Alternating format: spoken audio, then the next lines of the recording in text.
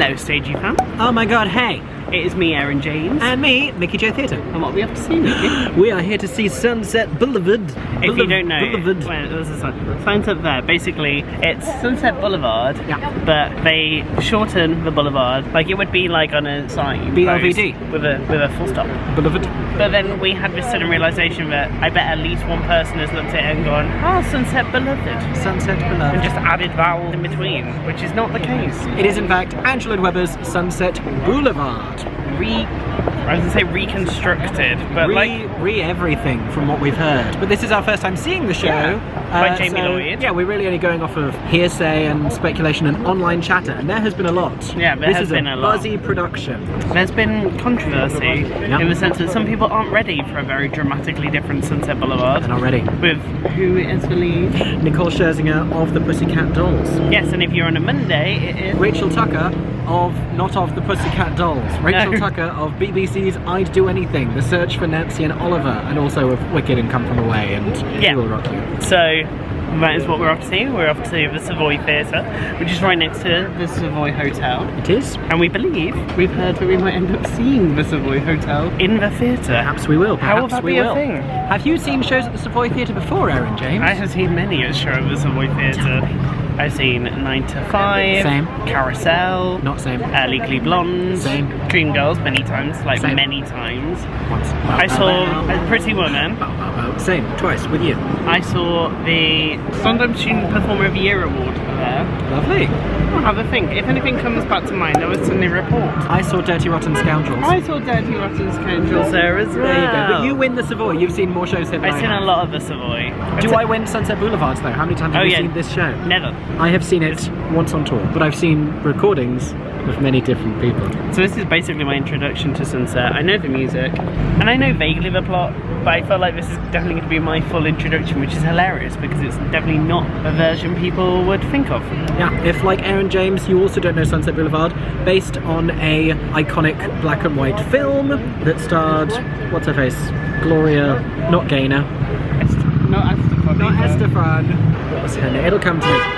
But not Honeyford. Adapted, not Honeyford. Adapted for stage by Sir Angela Lloyd Webber. Stephen Sondheim wanted to make it a musical, but was told when applying for the rights it really ought to be an opera, and he was like, you know what, I agree. And Lloyd Webber was like, nah. Musical. Made it a musical. Lyrics by Don Black. Yes. I think Christopher Hampton is also involved in some capacity. I believe so. Why I didn't fact check myself before telling you all of this. The role, Norma Desmond, has been played on stage originally by Patti LuPone, then controversially recast on Broadway with Glenn Close. Yes. Betty Buckley has played the role. Elaine Page has played the role. Diane Carroll played the role. Rhea Jones played the role. Played it originally at Sidmonton at the very first workshop, and then got to return to it later as the understudy because she wasn't age appropriate at the time when she first did it. Maz Murray recently did it at a concert. Maz Murray did it in concert. Stephanie J. Block recently in Washington, in the US. Petula Clark. Yes, as well. Many Norma Desmonds, and I still Swanson, Gloria Swanson. I knew it would come to me. Swanson, damn it! We can go inside now. Yes, let's head over to the theatre. The Savoy has a weird marquee on the theatre. So normally you have the sign that means that's the theatre. That does not mean the case here. As you see, this sign over here is above a pub called the Coal Hole. So the stage door is down that side, and sometimes when you come out from the stalls you will come out on that side of the theatre and then come up this hill to the Strand again. But this sign is where the theatre is, but that side is actually the hotel. It's on this side. So very confusing, but you head down where the entrance is to the hotel, and then you head to your right, and then you're up the Savoy Theatre, and currently you'll be seeing Sunset Boulevard. And here we are, the little sign that says Sunset Boulevard. This is where you take a right, and this is the entrance to the theatre, and this is the start of the marquee. As you can see, the big sign saying Savoy, that is the hotel, and this is the hotel entrance. And then here, to the right, which you follow here, is the queue entrance to the theatre, which is where that red neon light is. That is the theatre.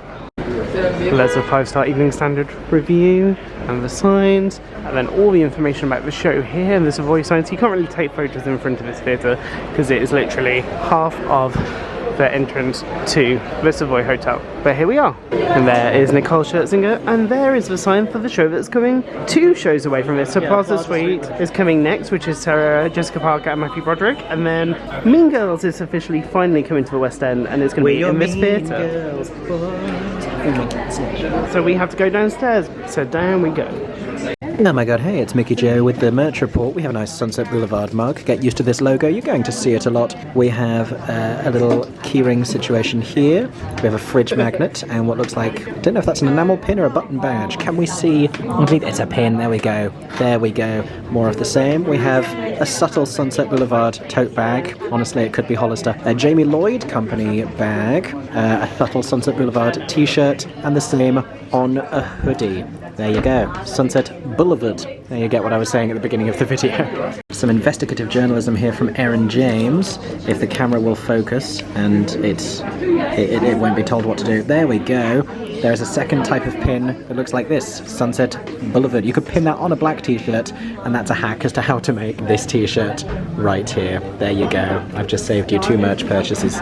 And something to know about this theatre is it is the theatre of grapes. Yes, the walls are literally adorned with these grapes all over. I think somebody's once told me why, but yes, this theatre just has loads of grapes on the wall. It's a bit like the August Wilson with this colour scheme. And here is the bar list. There are no special drinks at this theatre, but this is your range of drinks that you can get at the theatre. And here is all the information that you need to be aware of before you go into the theatre. Sudden noises, flashing, strobe lighting, smoke effects, a moment of complete darkness, and scenes that some people might find upsetting. So one of the fun things about ATG theatres is you can buy mochi.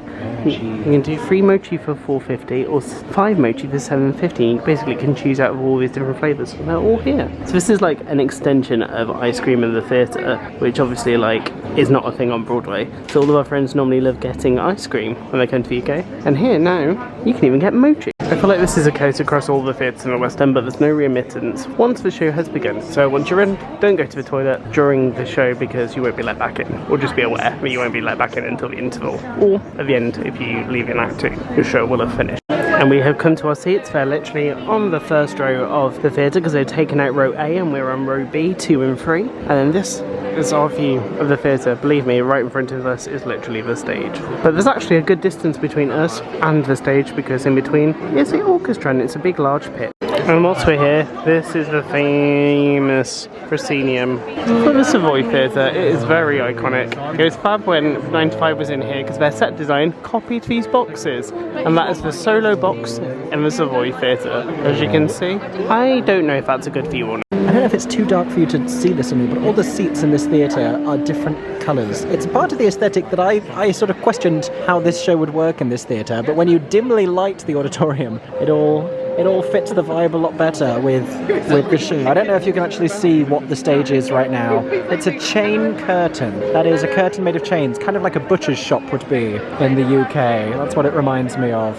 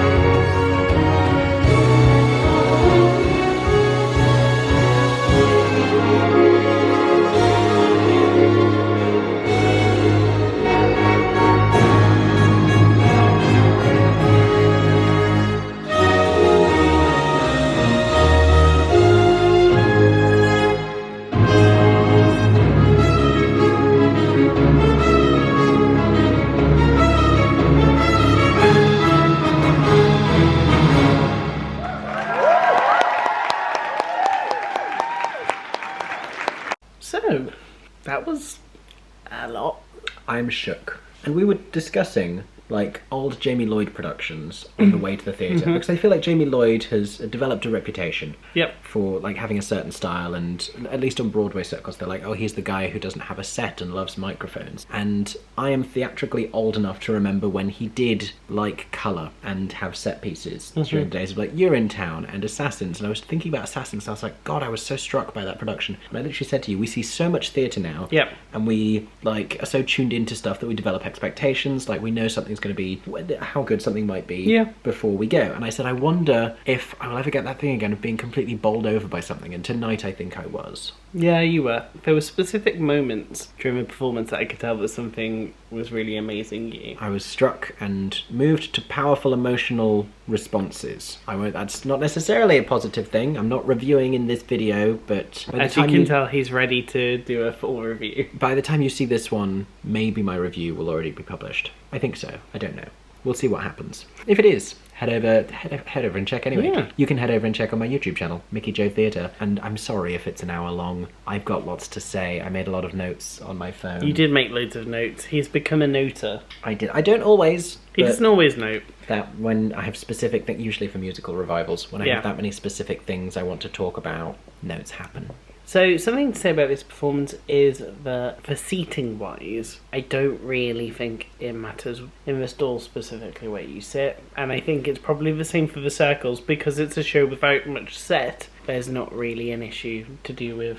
I thought I was preempting what I thought you were going to go on to talk about, and then you didn't. It's a show without much set, but it uses cameras. Yes. On stage. That's what this is. This is cameras. And so stuff gets live streamed to this massive screen, very high definition, which is when that's happening, that's kind of what they want you to look at. Even could look at the acting on stage organically. They're moving your focus. They guide your focus to that, so that you can look at it through the specific lens and the angle they want you to see it at. I think it's a well-directed show for the different circles as well as the stalls. So I would say don't worry too much about seating for this show. I think it's well-directed to play to everywhere. It's a great study. It's like there's so much you could say. If you're having to write essays about musical theatre, like go and find out as much as you can about the original production of Sunset Boulevard and previous productions, then go and watch this one and look at how a creative team can completely reinvent material. And it's a great show to learn about direction as well, because because of the use of cameras, you can so clearly understand the director's lens and viewpoint. That's articulated super clearly in this. I fully agree on that. Sorry, I veered into reviewing again. I can't be stopped. You're in trouble. Sorry, tiny people in Aeron's camera. So we didn't end up getting mochi either during this performance. We didn't. We were very tempted. The flavours look really nice. They do look really nice, but I was literally too busy making notes on my phone. Yes. In the interval. If you're sitting near the front, be aware that confetti might fall on you. Confetti might fall on you. Is that a trigger warning? Don't get confetti in the mochi. Do not ingest confetti. It's kind of a warning because I don't know that I'd have had time to eat mochi during this before. I was too shook.